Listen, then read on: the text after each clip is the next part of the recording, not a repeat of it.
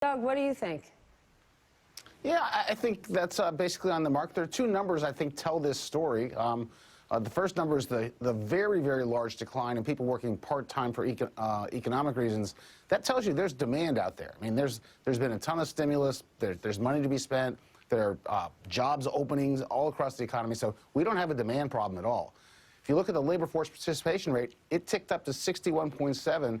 That gets us back to where we were in August in the pandemic. We're nowhere close to the 63.4 that was the high before the coronavirus arrived. That's the constraint on the economy, getting people back to work. And there are myriad factors there. Austin's right, I think, about daycare and the schools. And there's some people who are just flat out still afraid of the virus and unwilling to go back to work. And we do have the $300 federal bonus on top of the UI, which is just too rich for some parts of the economy. And so we're going to have to deal with the supply side. That's what's holding us back. Austin, do we need to revisit the kind of government benefits we're offering? When Douglas mentions part-time unemployment going down, it makes me think, should we be offering a phase-in approach in terms of unemployment benefits? Right now, it's all or nothing. You either get full unemployment benefits, but if you want to go back to work to a part-time job, you'll lose all of those benefits completely. And the current setup is you don't have to go out and look for work while you're receiving those benefits. That was an accommodation made during the height of COVID when we didn't want people going out. But now things are much safer. Right. Well, that's true in some states. I did favor that kind of phasing down the UI benefit approach and phasing it up as you're describing it. The thing is, the good news, if you think that's what the barrier is, the supplement to UI is temporary and is going away in a couple of months. So I think this issue about kids in schools and daycares, to me, is a paramount issue. If the UI were the main cause, I don't think you should see as strong an employment number in leisure and hospitality and in lower income occupations as you saw in this job number. But this is a number that's okay. In normal times, 266,000 would be a fine number, but we need it to be way bigger. And we need to have that sustained. But then to that very point, Austin, the White House needs, and America needs, a lot of the things in the infrastructure plan to go through. We need improved child care. I mean, go through the list. We need that.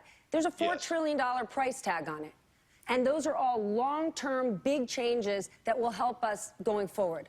We did, however, pass $2 trillion just 2 months ago in emergency funding. Does it worry you that we spent that much, kind of flooded the system with money that does just temporarily keep people home, and that will fatigue those who say, we just spent $2 trillion, I don't want to spend another $4 trillion. And the 4 is what we really need. Well, yes, I'm concerned about that as politics. The thing about the $2 trillion, we haven't gotten hardly any of the $2 trillion actually out the door yet. So let's see whether the money that's going to address stop the spread of the virus, there's money in that Relief Act that goes to address daycares and try to fix some of these labor supply problems. Right. Douglas, what do you think? I don't think it's the number so much as where we're targeting the money. We don't have a shortage of ability for households to spend. If you look at the data, there's tons of cash out there on balance sheets that people can go out and spend when the conditions are right. We do have to continue to fight the virus. That's the core mission, and must be aware of the mutations and things like that. And we have to focus on these supply issues. And certainly the daycares and schools have to be at the top of that list. And money spent there, not the amount, but where you spend it is the most important thing. Peter, does this help or hurt President Biden's case that he's making to pass this next $4 trillion?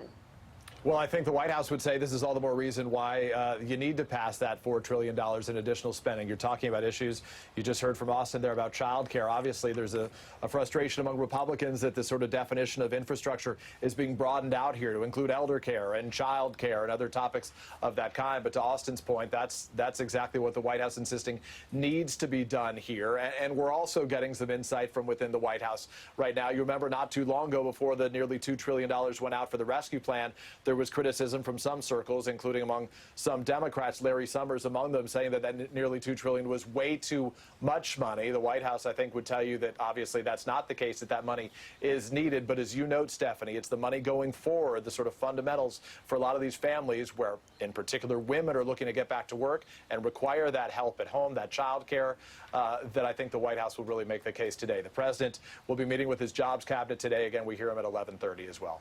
Austin, does this help the argument to raise the federal minimum wage? Right now, someone who is making $32,000 last year is getting, and I realize it's short term, more money on unemployment.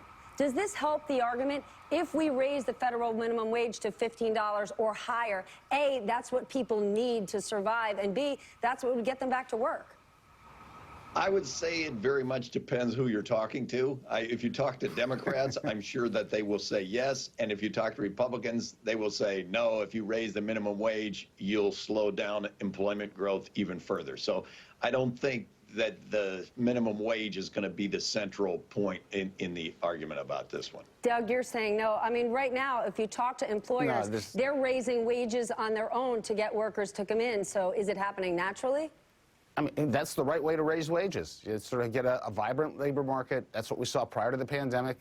Wages were rising, especially at the low end of the skill spectrum. That we have to go back to that.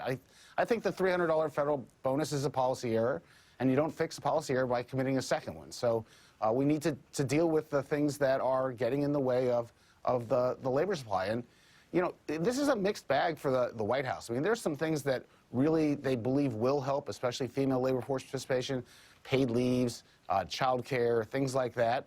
But there's some things that have nothing to do with labor force participation, elder care, and there's some things that go the other direction, which is the child credit, which is not contingent on work, and the increased health premium tax credits, which aren't contingent on work. So this isn't like a slam dunk that the things they're proposing are going to solve the problem.